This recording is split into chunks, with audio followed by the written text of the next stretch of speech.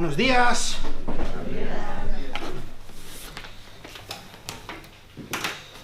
¿Qué tal estamos? Bien. Pues hoy no vamos a abrir la Biblia por el primer libro de Samuel, al menos no por ahora, quizá después. Hoy vamos a hacer algo un poco especial, porque hoy es un día especial, ¿verdad? Hoy no es un día cualquiera, hoy es el primer día de Semana Santa y algo que ahora estoy hablando bastante con mi hija Miriam porque, bueno, ella en el colegio va a clases de religión católica y creo que es un poco un poco el pensamiento que hay detrás de mucha gente en Semana Santa. Es algo así como que Jesús vuelve a morir y a resucitar todas las Semanas Santas, ¿no? Entonces me pregunta mi hija si esta es la semana que Jesús muere, y yo le digo no, Jesús ya murió una sola vez, no hace falta más, pero esta es la semana en la que lo recordamos, que Jesús muere. Jesús murió una sola vez y no hace falta más sacrificios. Entonces, pero es un día muy importante. Hoy recordamos, en el Domingo de Ramos, ¿verdad? Recordamos que el día en el que Cristo, lo estoy diciendo mal, en el que Jesús se presentó delante de Jerusalén, de Israel, como su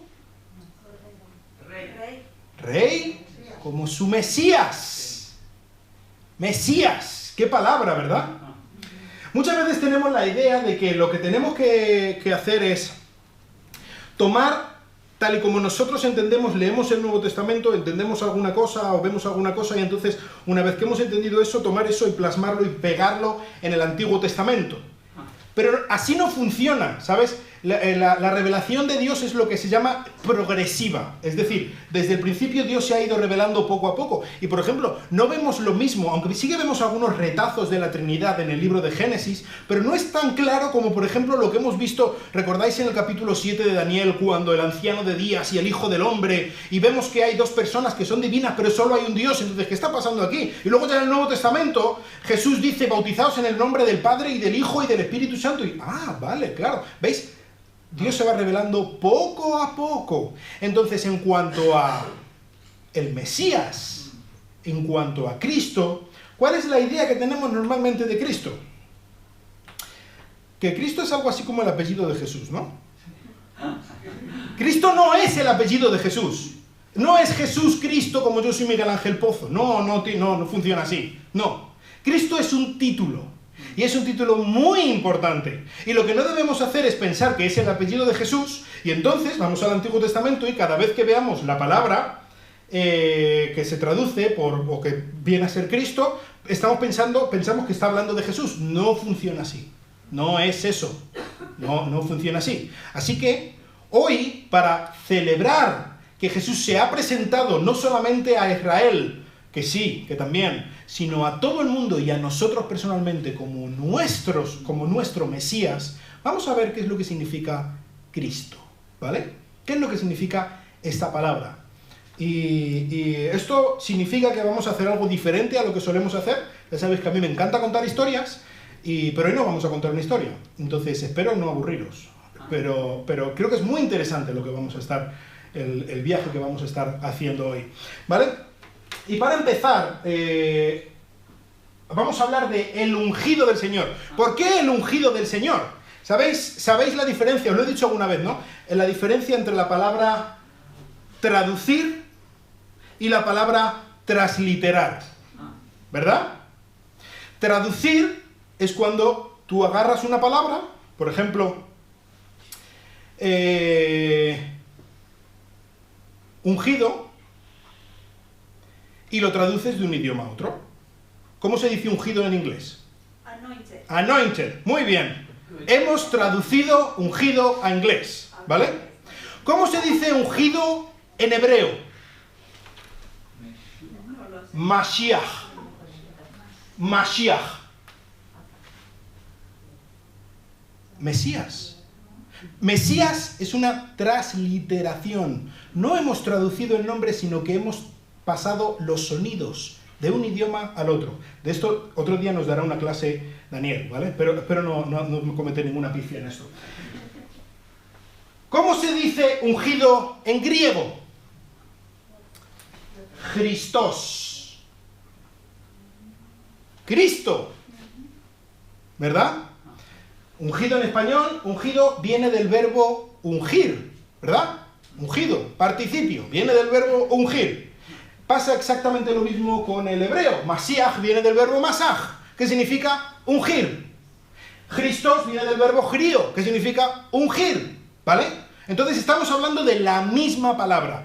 Cristo es la misma palabra que ungido, es la misma palabra que Mesías. Estamos hablando de lo mismo, ¿vale? Cuando decimos Mesías, decimos ungido, decimos Cristo, es exactamente el mismo concepto. Sí, va a haber muchas cosas para hacer fotos, luego si queréis paso todas las diapositivas, porque si no hoy, ya digo, es diferente. Normalmente no voy cambiando diapositivas, pero hoy bastantes. Entonces, estamos hablando del ungido del Señor cuando estamos hablando de Cristo. Así que para empezar a ver qué es esto, de qué hablamos cuando hablamos de Cristo, vamos a orar. Señor, te doy muchas gracias por el ungido, muchas gracias por tu Mesías, gracias por nuestro Salvador, gracias por Cristo. Te pedimos que tú nos ayudes a entender un poco más hoy de lo que significa y que esto impacte en nuestros corazones y nos ayudes a vivir una Semana Santa en la que recordemos qué grande Salvador tenemos. En el nombre de Cristo. Amén. Pues me gustaría para este viaje que vamos a hacer que empecemos por los tiempos de Jesús. Cuando Jesús vivía en las polvorientas calles de Jerusalén, por los polvorientos caminos de Israel, él no vivía en el vacío. Había una expectativa en cuanto a qué era esa cosa que se llamaba el ungido, el Mesías. ¿Cuáles eran estas expectativas? La verdad es que ya en este tiempo, específicamente en el tiempo en el que Jesús nació, había una doctrina muy elaborada de quién era el Mesías. No era sencillamente algo así como una esperanza vaga o algo que decían, pues algún día pasará algo bueno. No. Había algo muy elaborado y esto precisamente vemos como hay una evolución y un énfasis muy especial durante estos 400 años de silencio que tenemos en la Biblia. No tenemos Biblia en ese tiempo, pero sí tenemos otros escritos que escribieron los judíos y vemos como ellos tenían una doctrina muy elaborada y era un tiempo en el que se esperaba especialmente la llegada del Mesías, del ungido, como una persona específica que cumpliría el plan de Dios con Israel. Veían al Mesías, al ungido, algo así como la condensación de todas las promesas de Dios, la cristalización, el catalizador de todos los buenos planes que Dios había dado al pueblo de Israel desde Génesis hasta Malaquías. Todo esto, todos estos buenos planes, estos buenos propósitos que Dios tenía para Israel, vendrían de la mano de una persona. Y vamos a ver un poco cuáles eran estas expectativas. Vamos primero al libro de Juan, en el capítulo 7.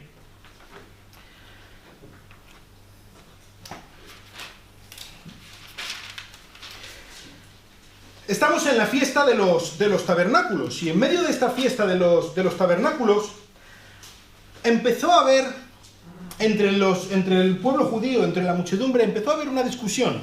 Algunos empezaron a discutir con otros. ¿Por qué? Unos decían, versículo 41, Juan 7, 41, ¿este es el Cristo? Es decir, el Mesías. ¿Este es el ungido? Estaban viendo a un rabino del norte de Galilea, de Nazaret, que se llamaba Yeshua, Jesús. Y algunos decían, viendo las cosas que hacía, viendo las cosas que decía, ¿puede ser que este sea el Mesías? ¿Y cómo le respondieron otros? Le dijeron, ¿acaso el Cristo ha de venir de Galilea?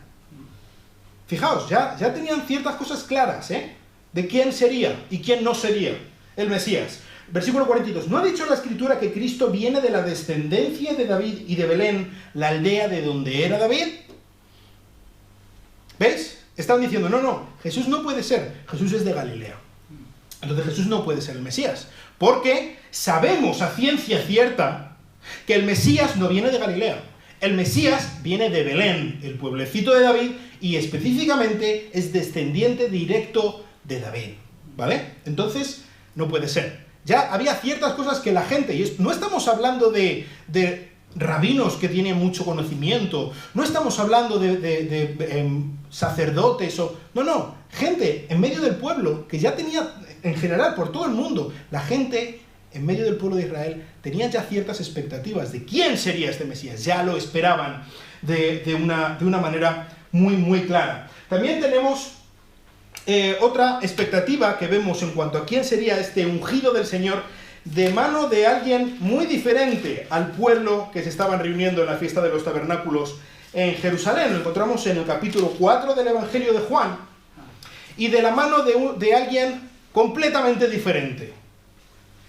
De hecho, antagónica, enemigo, del pueblo de Samaria, los perros de Samaria, odiados por los judíos. Estos no son judíos de verdad, estos se han mezclado, estos siguen tonterías, estos no son judíos pura cepa como somos nosotros, por lo tanto, no. Pero ellos tenían ciertas expectativas también en cuanto al Mesías. Por ejemplo, vemos alguna expectativa que esta mujer samaritana le comenta a Jesús. Jesús está preguntándole, y entonces ella le dice el versículo 25, sé que el Mesías viene.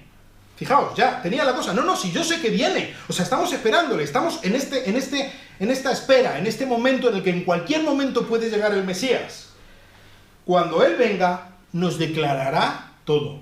Fijaos, de nuevo, no estamos hablando de una persona de alta alcurnia, o de un sacerdote, de un estudioso, de un catedrático de la ley de los judíos, no, estamos hablando de una mujer que prácticamente no contaba para nada, que había tenido un montón de maridos, que tenía que ir sola al pozo porque la gente hablaba mal de ella. O sea, estamos hablando de lo más bajo de la sociedad.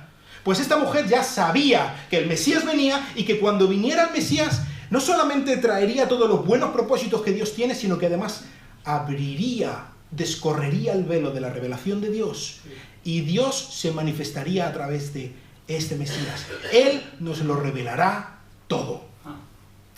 Otra de las expectativas que tenemos la encontramos en el capítulo 24 del Evangelio de Lucas.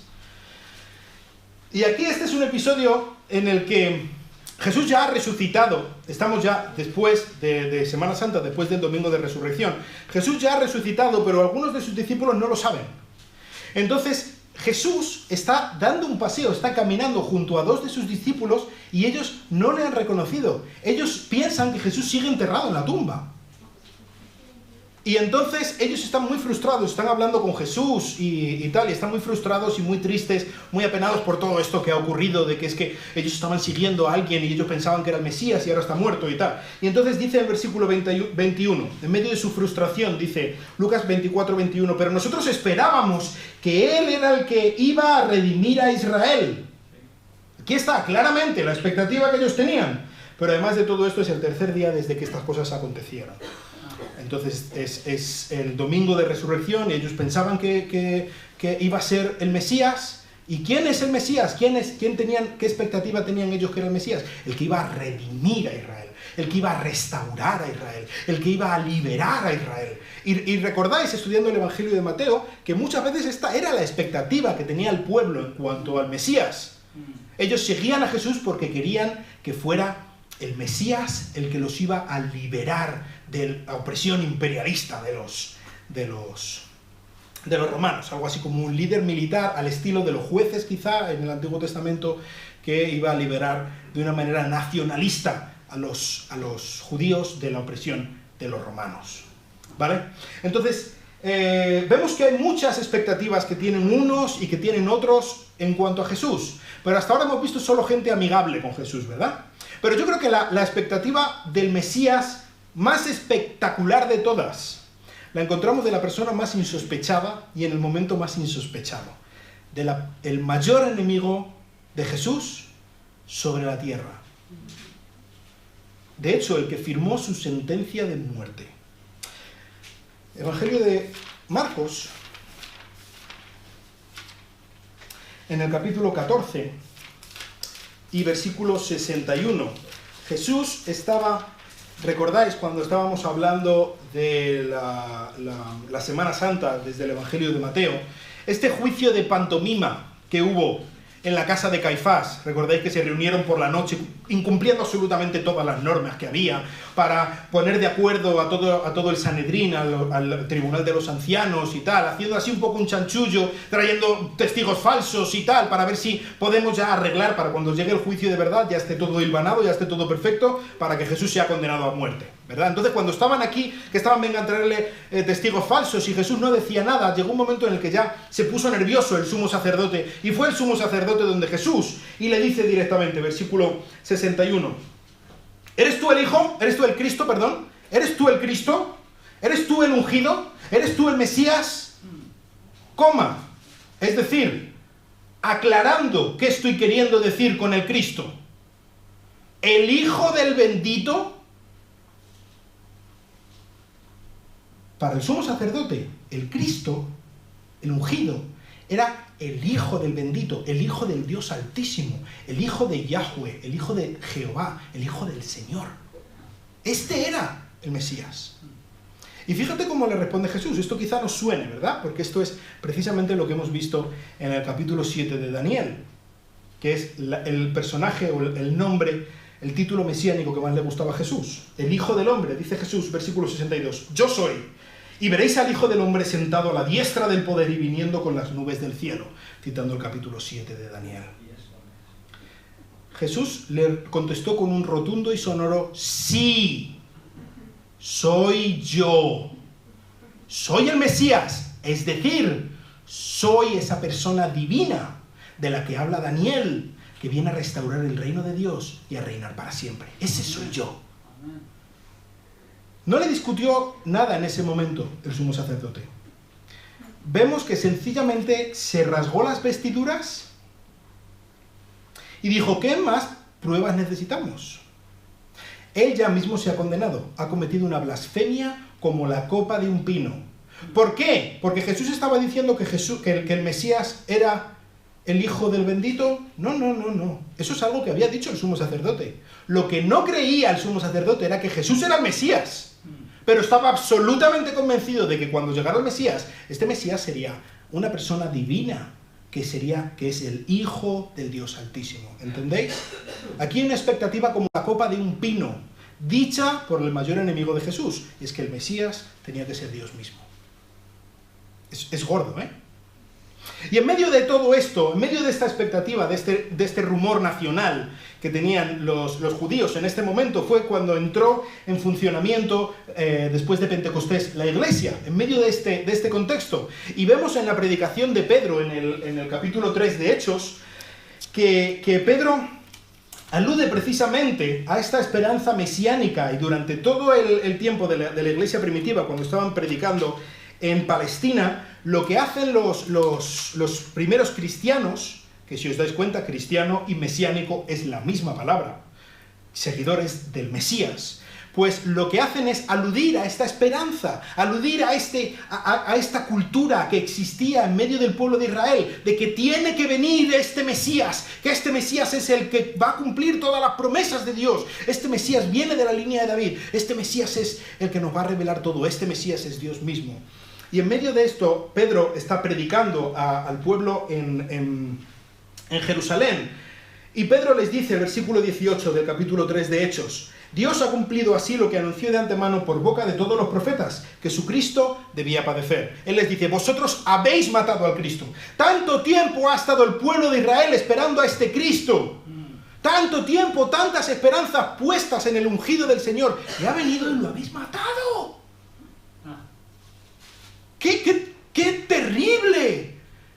No puede haber nada más horroroso en toda la historia.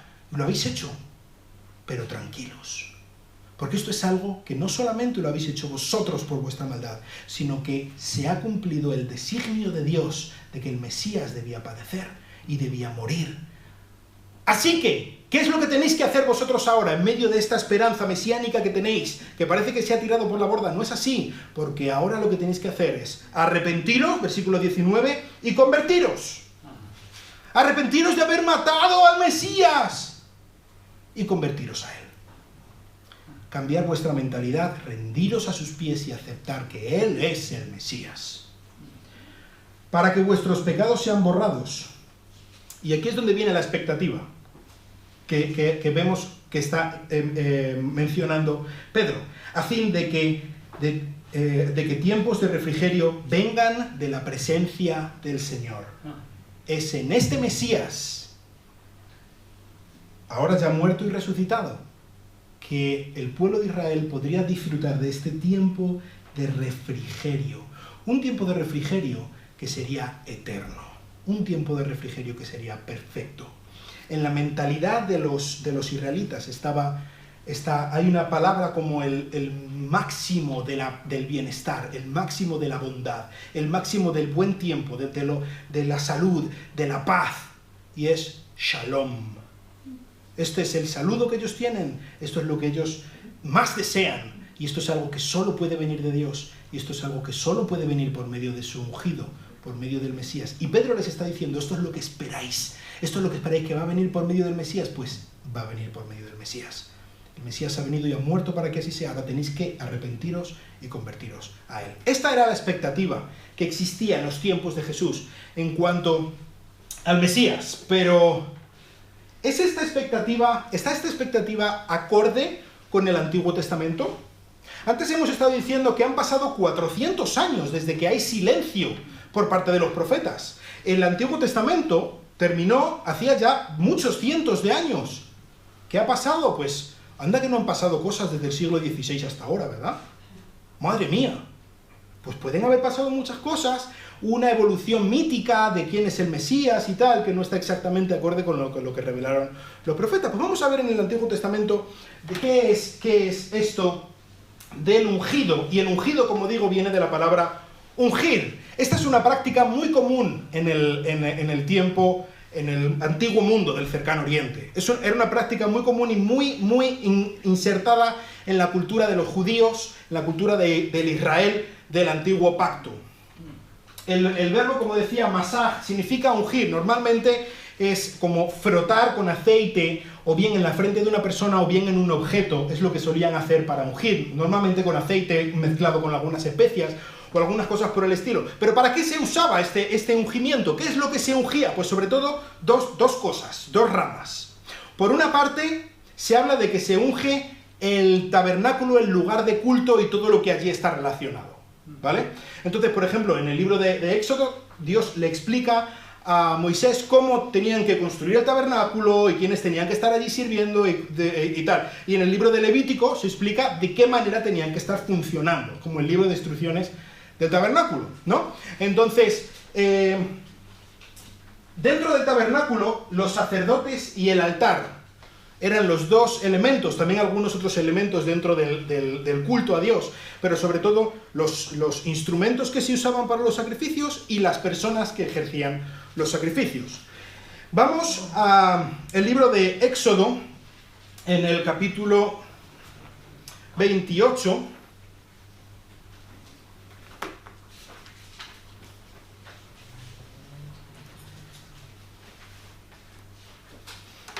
Dios le está revelando aquí a Moisés cuál era el atuendo que tenían que llevar los sacerdotes, y las campanillas, y el efod, y la ropa, incluso le dice cómo tenían que ser los calzoncillos, todo, se lo dice de los sacerdotes. Y les dice, versículo 41, vestirás con ellos a tu hermano Aarón y a sus hijos, es decir, los hijos de Aarón son los sacerdotes, ¿vale? Los que estarían sirviendo en el tabernáculo y después en el templo, y los ungirás, aquí está la palabra, y ordenarás y consagrarás para que me sirvan como sacerdotes. Para que un sacerdote sea sacerdote tenía que ser ungido, si no, no podía ser sacerdote, ¿vale? Esto lo vemos también, ahí tenéis otros textos que luego os pasaré el PowerPoint, ¿vale? En cuanto al altar, instrumentos del altar, pues es 3/4 de lo mismo. Vamos al capítulo siguiente, capítulo 29.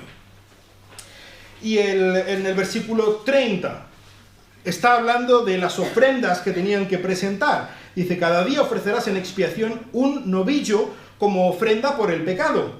Purificarás el altar cuando hagas expiación sobre él y lo ungirás para santificarlo, ¿vale?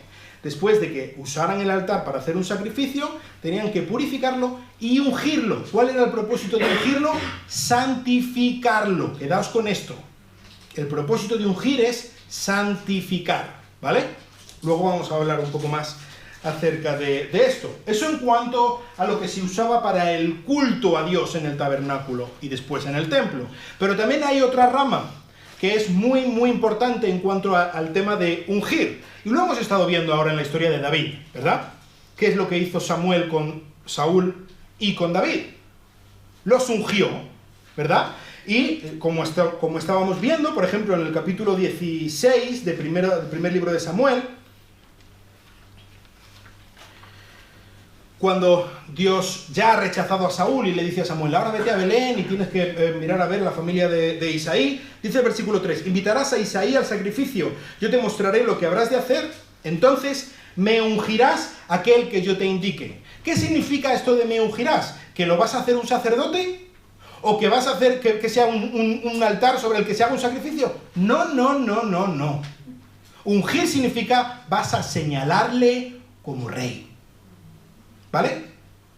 Entonces, se ungían no solo a los sacerdotes y los objetos de culto, sino a líderes políticos, a líderes nacionales. Y el ejemplo más claro son los reyes. Ya Saúl había sido ungido por Samuel anteriormente, y después vino David, y posteriormente otros reyes, no sabemos exactamente si todos, porque hay algunos de los que no se dice nada, pero sí sabemos de otros reyes que en su coronación, en lugar de que, como se hace quizá hoy en día, el obispo o el arzobispo de turno le pone la corona, le ungen, o bien le echan aceite por encima, o le frotan, que es lo que se solía hacer con aceite en la frente, ¿vale?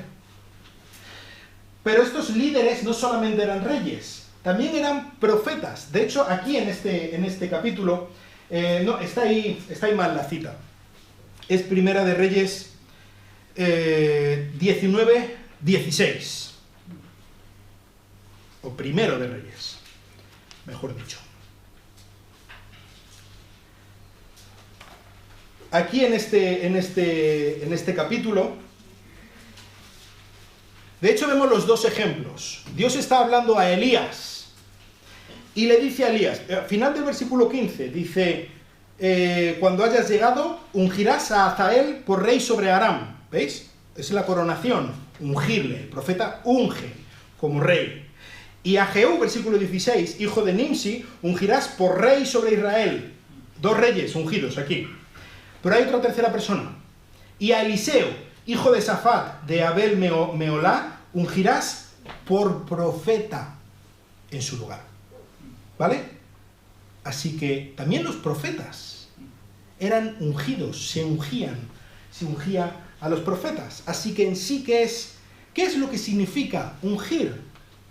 Ungir en la mentalidad de los judíos en este tiempo, lo que significa básicamente es designar, que Dios designa a alguien que lo aparta o lo autoriza para el servicio a Dios. Es el concepto que tenemos o que deberíamos tener, porque es el concepto de santificar. Cuando Dios escoge a alguien y lo aparta para un servicio, para una tarea, una misión en concreto. Así que el ungido del Señor es el apartado del Señor, el que Dios ha seleccionado especialmente para llevar a cabo una tarea en concreto. ¿Vale? Este es el concepto, y esto se expresaba en cuanto a los sacerdotes y todo lo del templo, y en cuanto a líderes de la nación, líderes importantes. Así que la persona que era ungida, aunque fuera ungida por un profeta, vemos a Samuel ungiendo a Saúl y a David, vemos a Elías ungiendo a Eliseo y tal, pues estas personas eran ungidas por hombres, ¿no? Sí. Pero a todos los efectos, si cuando está hablando Dios, por ejemplo, en el primer libro de Samuel, capítulo 10, versículo 1, a todos los efectos, lo que cuando Dios está hablando, es Dios el que ha ungido, aunque haya sido una herramienta humana, una persona la que lo ha hecho. Dice, tomó entonces Samuel la redoma de aceite, la derramó sobre la cabeza de Saúl, está claro, es Samuel el que está ungiendo a Saúl, lo besó y le dijo, ¿no te ha ungido el Señor por príncipe sobre Israel? ¿Veis? Es Samuel el que lo hizo, el que ungió a Saúl.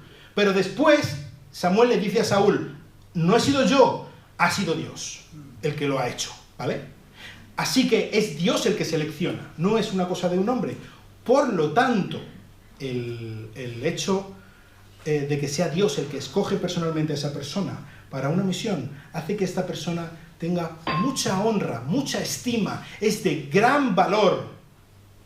Y es esto precisamente la motivación que tiene David para cuando tiene ocasión de matar a Saúl, no le mata. Aquí en primero de Samuel 26, 9, 23, ya lo veremos dentro de poco, David ya por segunda ocasión tiene la oportunidad de matar a Saúl. Lo tiene ahí, solamente para matarlo, ni siquiera Saúl sabe que está ahí. Y entonces David le dice a Abisai, que está con él, le dice, no. Al ungido del Señor no se lo toca, porque quien toque al ungido del Señor se las verá con el Señor. Así que cuidado con el ungido del Señor, aunque sea un desgraciado como Saúl, pero es el ungido del Señor. Es el que Dios ha seleccionado. Por lo tanto, si tiene que pasar algo con él, que sea Dios el que lo haga. Pero yo desde luego no voy a tocar al ungido del Señor. Y ya también lo hemos visto, Dios capacita de una manera especial. Vemos tanto en el caso de Saúl como en el caso de David, por ejemplo, cuando son ungidos, el Espíritu Santo desciende sobre ellos, y en el caso de Saúl dice que incluso le cambia el corazón y le da fuerzas para llevar a cabo la misión. El ungido es alguien que Dios ha seleccionado, ha apartado para llevar a cabo una misión en específico, y capacita a esa persona para que lleve a cabo esa misión en específico. ¿Vale? Entonces, eso en cuanto a lo que era ungir, el verbo ungir, que es lo que significa ungir, ¿no? Pero ¿qué pasa con una persona? Hasta ahora no hemos hablado de una persona en específico que venga prometida en el Antiguo Testamento. ¿Por qué tenían esta expectativa en el Nuevo Testamento? Pues la persona o el personaje del ungido del Señor no es algo que al menos literalmente aparezca tanto en el Antiguo Testamento. La palabra ungido, Masías, solamente aparece 39 veces en el Antiguo Testamento, y el Antiguo Testamento es largo, 39 veces que aparezca una palabra no es tanto. Entonces, ¿de dónde viene todo este desarrollo, toda esta doctrina tan elaborada que tenían en los tiempos del Nuevo Testamento los judíos? ¿Se lo habían inventado? ¿Qué pasa? No solamente aparecen 39 veces, sino que es que además se aplica a personas de la más diversa índole, como ya hemos dicho, Saúl. ¿Saúl? Que es más malo que un pincho, ¿no? Pues ahí está, Saúl ungido. Masías, se dice de Saúl. Pero hay otras personas, como un emperador pagano, que se llama Ciro el Grande, ¿os acordáis? Emperador del Imperio Medo-Persa, lo estudiábamos cuando estábamos viendo el libro de Daniel, que conquistó Babilonia. Ciro. Dice en el capítulo 45 de Isaías, versículo 1, Dios le llama mi ungido. Y además le dice que su ungido es el seleccionado para llevar a cabo una serie de misiones, como quebrantar a las naciones y cerrar la puerta para que no haya entradas y cosas por el estilo. Dios escoge a Ciro por un motivo para llevar a cabo una misión en específico. Entonces, si esta es la realidad en cuanto al Masías del Antiguo Testamento, ¿de qué estamos hablando cuando llega al Nuevo Testamento? Bueno, con la excepción de Saúl, que sí que es ungido en el primer libro de Samuel, en el primer y segundo libro de Samuel, y después en el libro de los Salmos, sí que es verdad que el título de ungido se usa exclusivamente, como digo, con la excepción de Saúl, para David y para sus descendientes. ¿Vale? Entonces, en estos libros vemos claramente que se alude, va por ese raíl, va por ese camino. El ungido es David y sus hijos, descendientes de David. Por ejemplo, uno de los más claros es el Salmo 18, versículo 50. ¿Estáis despiertos todos por ahora? Salmo 18, versículo 50. ¿Recordáis, antes de leerlo, recordad cuando hemos hablado alguna vez de la poesía hebrea? Los judíos, o los hebreos, mejor dicho, no riman sonidos, como rimamos nosotros, ¿verdad? Rima sonante, rima consonante y tal, ¿os acordáis del colegio, no? No, ellos riman ideas, ¿vale? Lo hemos dicho ya más veces. Entonces, usan mucho el paralelismo, que es decir lo mismo de diferentes maneras, ¿vale? Así que con esto en mente, fijaos, grandes victorias da Él a su rey, ¿vale? Da Él es Dios. Grandes victorias da Dios a su rey, al rey de Dios, al rey que le pertenece a Dios, ¿no? Y muestra misericordia a su ungido. ¿Veis? El rey de Dios es igual a el ungido, el Mesías, Mashiach, ¿verdad? ¿A quién? A David y a su descendencia para siempre. Cuando hablamos de ungido, hablamos de David y de su descendencia para siempre. ¿Entendéis? Y todo esto está muy en la mente de todo esto, el pacto que Dios hizo con David. Lo vemos en el segundo libro de Samuel, capítulo 7, que Dios hace un pacto con David y le dice que un descendiente suyo se va a sentar en el trono para siempre. Entonces, este Mesías sí que hace referencia a toda una línea genealógica que viene de David, pero hay uno específicamente. Hay uno que es el cumplimiento definitivo de este título de ungido del Señor. Y esto está relacionado con el concepto del reino de Dios que vemos en el Antiguo Testamento. Lo vemos, no vamos a meternos porque hace no mucho hemos estudiado los capítulos 2 y 7 del libro de Daniel, pero por ejemplo, en el capítulo 2 del libro de Daniel, recordáis, Nabucodonosor tiene un sueño de una gran estatua, y esta estatua, la cabeza es de oro y el pecho es de plata, y luego está el bronce y tal, ¿no? Y de hierro, entonces, que representa a reinos, diferentes reinos que existían y que vendrían después. Y entonces llega un momento en el que se desprende, no por mano humana, una roca de una montaña, y llega la roca, quebranta la estatua y crece hasta llenar toda la tierra. ¿Qué representa esa roca que desmenuza, que destruye a todos los reinos de la tierra y que se queda como el reino eterno que nunca va a ser conmovido? Es un reino, y un reino tiene un rey. ¿Quién es este rey? Pues ahí llega el capítulo 7 de Daniel, que es precisamente el texto al que Jesús alude, ¿no? Cuando está delante del sumo sacerdote, y vendrá el Hijo del Hombre con poder y gran gloria, con las nubes del cielo y tal. El Hijo del Hombre, que era el título preferido de Jesús. Entonces, este reino de Dios es la manifestación física, la manifestación terrenal, política, del gobierno de Dios en el universo. Y esto es una promesa que Dios hace que vendría en un futuro. ¿Quién es el que va a traer de la mano este reino eterno de Dios? El Hijo del Hombre. Es decir, el Mesías, el descendiente de David. ¿Veis? Los judíos lo que habían estado haciendo durante todos esos años es empezar a atar cabos, empezar a unir hilos y ver, anda, entonces, si Dios es el que gobierna en la tierra, pues imaginaos ahora mismo la cantidad de locuras y de cosas terribles que tenemos en nuestro mundo, ¿verdad? Está todo patas arriba, esto es un caos absoluto.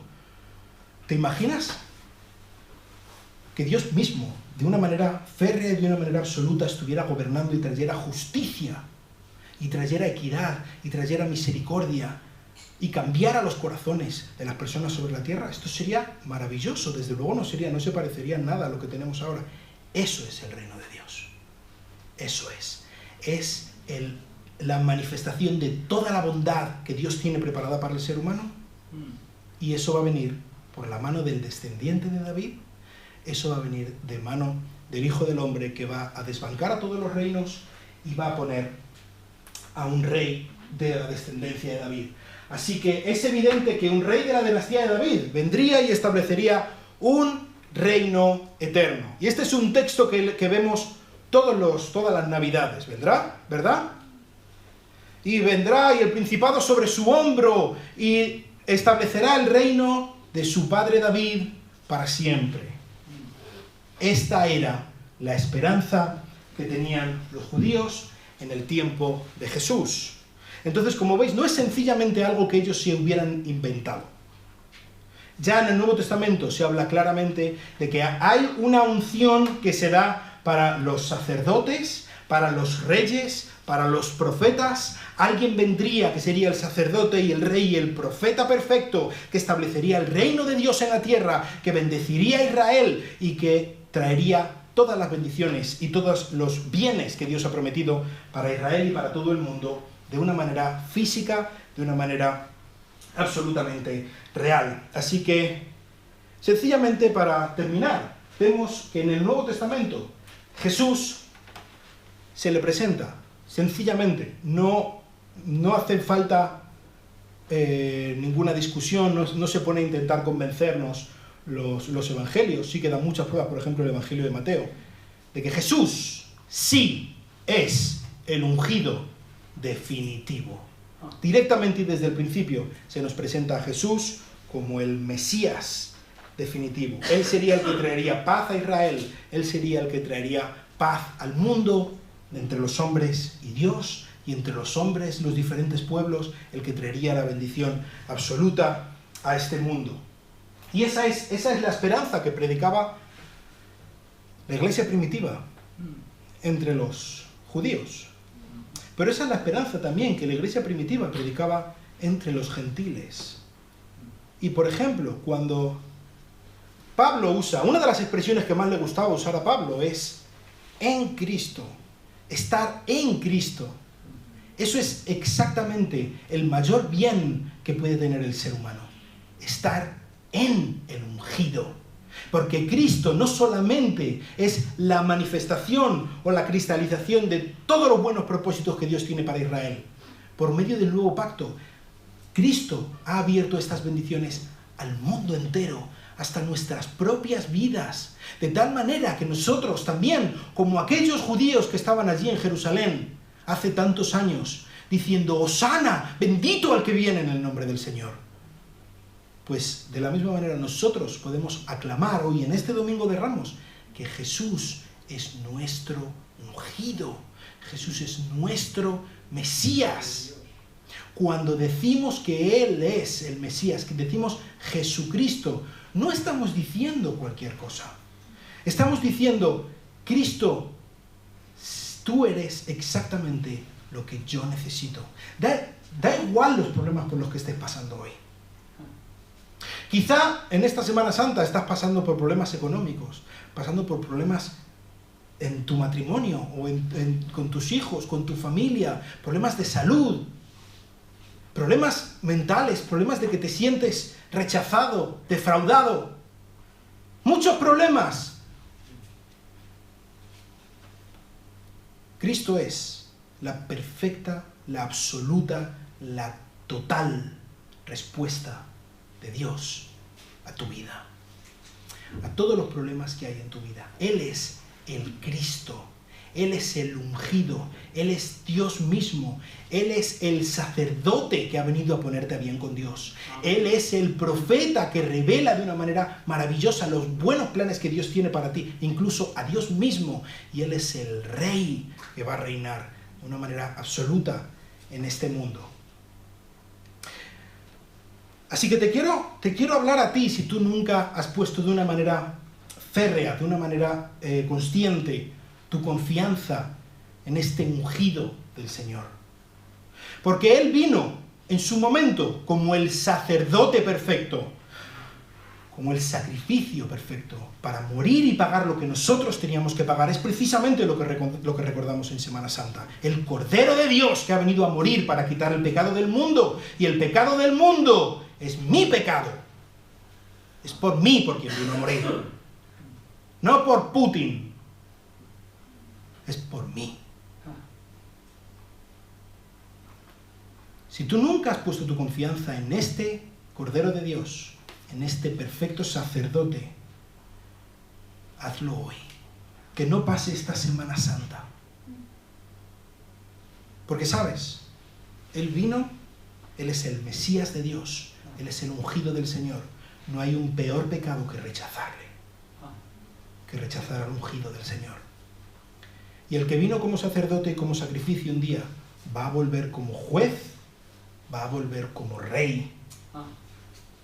Y si tú no estás listo cuando te vuelvas a ver cara a cara con Él, va a ser tu ejecutor. justo, perfecto. Esta es la realidad. Esto es lo que significa la Semana Santa.